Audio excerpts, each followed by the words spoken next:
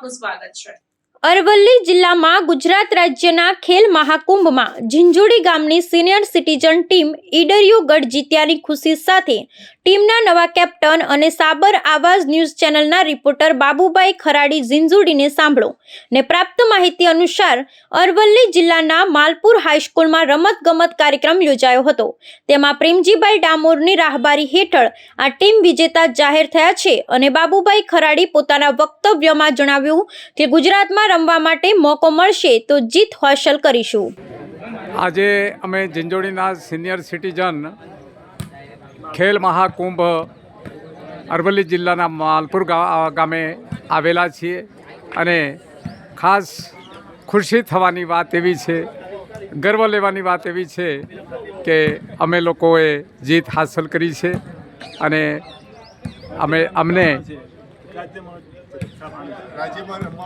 અને રાજ્યમાં જ્યારે અમને તારીખ આપવામાં આવશે ત્યારે અમે ત્યાં નીકળશું અને રમશું અને મેદાન મારી આવશું। એટલી અમારામાં હવે એટલો ઉત્સાહ વધી ગયેલો છે। અમારા કેપ્ટન અથવા મોટિવેટર શ્રી પ્રેમજીભાઈ છે, શ્રી આપણે હક્ષીભાઈ છે, સિદ્ધરાજભાઈ ઠેઠ ગાંધીનગરથી ગઈકાલે જ આવ્યા અને મેચમાં જોડાઈ ગયા અને વનરાજભાઈ એમનો કાર્યક્રમ વલસાડનો અધૂરો મૂકીને આવી ગયા।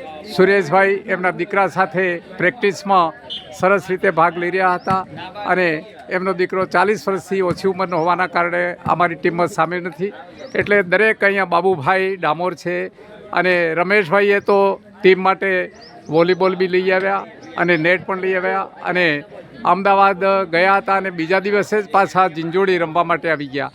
એટલે ઝીંઝુડીના ખાસ નાગરિકો માટે અને ભિલોડા તાલુકાનું આ એક ગૌરવ છે।